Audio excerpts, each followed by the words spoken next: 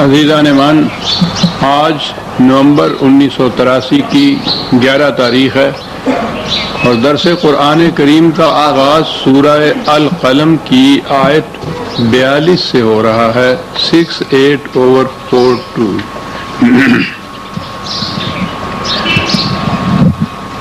سابقہ آیات میں حق و باطل کی کشمکش کا سلسلہ چلا آ رہا تھا اور ایسا نظر آتا ہے کہ جو نبی اکرم صلی اللہ علیہ وسلم کے زمانے میں جو حضور کی کشمکش و کشاکش تھی مخالفین کے ساتھ، اس کی آخری منازل کا ذکر نظر آتا ہے، کیونکہ نتائج کھل کر سامنے آ رہے ہیں اور وہ لوگ جو اتنے عرصے تک اپنی سرکشی، تمرد اور استبداد کے عالم میں مخالفت کر رہے تھے، ان کو شکست ہوئی ہے، بڑی سخت شکست ہے، بڑی ناکامیاں ہیں ان کے لیے۔ اور جماعت مومنین جنہوں نے اتنا عرصہ اس قدر مشقتوں، مصیبتوں، صعوبتوں میں گزارا ہے، وہ اپنے حسن عمل کے خوشگوار نتائج سے مستفیض ہو رہے ہیں۔ یہ پچھلی آیتوں میں یہ کچھ چلا آ رہا تھا، اور جیسا میں نے عرض کیا تھا، یہ دو پارے آخری جو ہیں ان میں بیشتر اسی کشمکش اور اس کے نتائج کا ذکر زیادہ نمایاں حیثیت سے سامنے آتا ہے۔ تو وہ جو ظہور نتائج کا وقت ہے، پھر دو لفظوں کو دہرا دوں، قرآن کریم نے یہ سارا ذکر کرنے کے بعد جسے کہا جاتا ہے کہ جہنم کا ذکر ہے، کہا کذالک العذاب ولا عذاب الآخرۃ اکبر۔ یہ عذاب، یہ تباہی اس دنیا کی ہے، آخرت کا عذاب اس سے کہیں زیادہ بڑا ہوگا۔ تو جو میں کہا کرتا ہوں نا کہ ہر بات کے متعلق یہ نہیں کہنا چاہیے کہ یہ قیامت میں ہی جا کے سامنے آئے گی۔ قرآن کہہ رہا ہے، جو ذکر کر رہا ہے اس قسم کی تباہیوں کا جو ان کے اوپر مسلط ہوئی تھی، کہ یہ اس دنیا کا عذاب ہے اور آخرت کا عذاب تو اس سے کہیں زیادہ بڑا ہے، وہ آخرت میں جا کے ہوگا۔ تو یہ عذاب اسی دنیا میں قوموں کی شکست کا، تباہی کا، ذلت کا، خواری کا، محتاجی کا، محرومی کا عذاب ہے، جو اس دنیا میں آتا ہے غلط نظام کے نتیجے میں، اس کا ذکر آ رہا ہے۔ اور اسی تسلسل میں اب اگلی آیت ہے، یوم یکشف عن ساق ویدعون الی السجود فلا یستطیعون۔ یہاں یہ دو لفظ آئے ہیں، یکشف عن ساق، کشف ساق۔ لفظی ترجمہ اس کا یہ ہے، پنڈلی کو ننگا کر دینا، ظاہر کر دینا۔ یہ محاورہ ہے عربوں کے ہاں کہ جب کہیں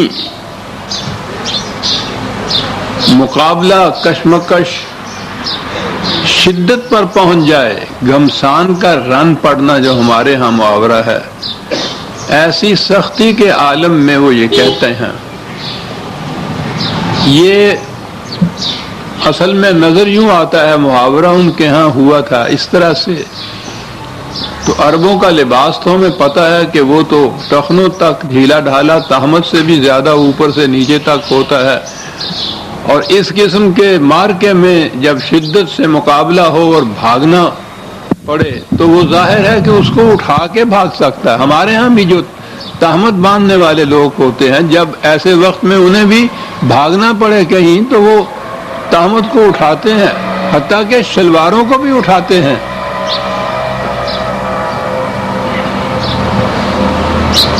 ساڈے پنجابی جو نو ٹونگ لینا کہندے سن، کہ ذرا ٹونگ لاؤ انہوں۔ یہ جو اور اس سے پنڈلی کا ننگا ہونا، تو وہ تو ان کے ہاں کا تو لباس ہی ایسا تھا کہ اس کے ساتھ تو وہ بھاگ ہی نہیں سکتے تھے جب تک اسے اٹھا نہ لیں، اور اس کے اٹھانے سے بہرحال پنڈلی ننگی ہو جاتی تھی۔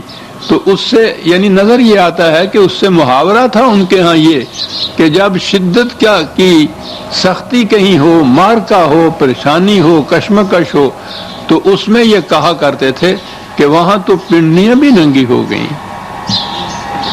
تو اس محاورے کی روح سے بتایا ہے قرآن نے، یہ جو شدت سی مارکا آرائی کی اس کا نقشہ ان دو لفظوں میں کھینچا۔ لیکن ہمارے ہاں تو آپ ترجمے میں بھی یہ دیکھیں گے اور پھر تفسیروں میں تو یہ ہوگا، جب یہ قیامت کا ہی ذکر ہوگا تو پھر یہ پنڈلی کا، تو پھر وہاں یہ ہے کہ یہ جو لوگ یہاں کے متکبر اور سرکش تھے، وہاں قیامت میں بھی اسی طرح سے سرکشی سے، اسی طرح سر اٹھائے ہوئے تکبر کے فخر کے ساتھ خدا کے سامنے جائیں گے، جھکیں گے نہیں کسی طرح سے بھی۔ تو پھر یہ ہے بخاری اور مسلم دونوں میں یہ حدیث موجود ہے، روایت، کہ پھر خدا اپنی پنڈلی کو ننگا کرے گا اور اس کا اثر یہ ہوگا کہ یہ سب سجدے میں گر جائیں گے۔ اب اس کے متعلق کچھ زیادہ کہنے کی ضرورت نہیں ہے، خدا اپنی پنڈلی کو ننگا کرے گا۔ دین کی عمارت ساری استوار ہوتی ہے خدا کے صحیح تصور پر۔ مختلف مذاہب میں اگر آپ کہیں تو اسلام کو اگر مذہب کی صفوں میں لانا ہے، دین تو کوئی اور ہے نہیں، تو اس میں بنیادی فرق یہ ہوتا ہے کہ خدا کا تصور کس قسم کا ہے کسی قوم کے اندر۔ یہی نہیں کہ اس سے آگے یہ چلتا ہے کہ مذہب کس قسم کا ہے، بلکہ وہ ایک مغربی مفکر ہے، یقین سے نہیں میں کہہ سکتا کہ وہ لاک تھا یا ہیوم تھا۔ اس نے کہا تھا کہ آپ مجھے یہ بتا دیجئے کہ اس قوم نے اپنی پرستش کے لیے کس قسم کا معبود تجویز کر دیا تھا، تو میں اس قوم کی تہذیب و تمدن و ثقافت کے متعلق سب کچھ بتا دوں گا۔ گویا یہ اتنی اہم چیز ہے خدا کا تصور، ہمیں تو پتہ ہی نہیں ہے نا ان چیزوں کا، ہم نے نہ وہ تصور کے متعلق کبھی تحقیق کی، کبھی معلوم کیا کہ یہ بات کیا ہے۔ ہم تو ایمان بھی نہیں لائے ہوئے خدا کے اوپر، مسلمانوں کے گھر میں پیدا ہوئے مسلمان چلے جا رہے ہیں، وہی جو چند رسومات ہیں مسلمانوں کی وہی ہیں جو بجا لاتے ہوئے آخر تک تجہیز و تکفین کا مرحلہ آ جاتا ہے۔ پیدا ہوئے تو کان میں اذان دی، مر گئے تو جنازہ پڑھ لیا۔ خدا کا تصور بنیاد ہے دین کی، مذہب کی، تہذیب کی، تمدن کی، ثقافت کی اور پھر سیاست کی۔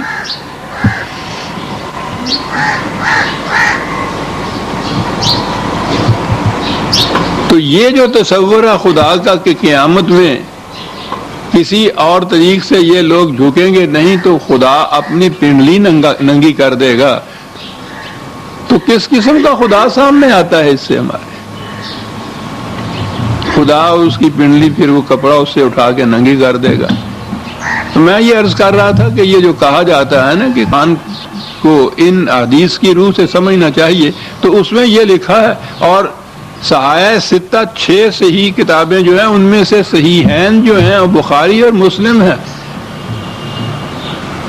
اور ان کا عقیدہ یہ ہے کہ ان بخاری اور مسلم کی کسی ایک حدیث کا انکار دائرہ اسلام سے خارج کر دیتا ہے۔ اگر آپ اسے نہ مانیں کہ صاحب خدا اپنی پنڈلی ننگی کر دے گا، تو اس عقیدے کی روح سے آپ مسلمان ہی نہیں رہتے۔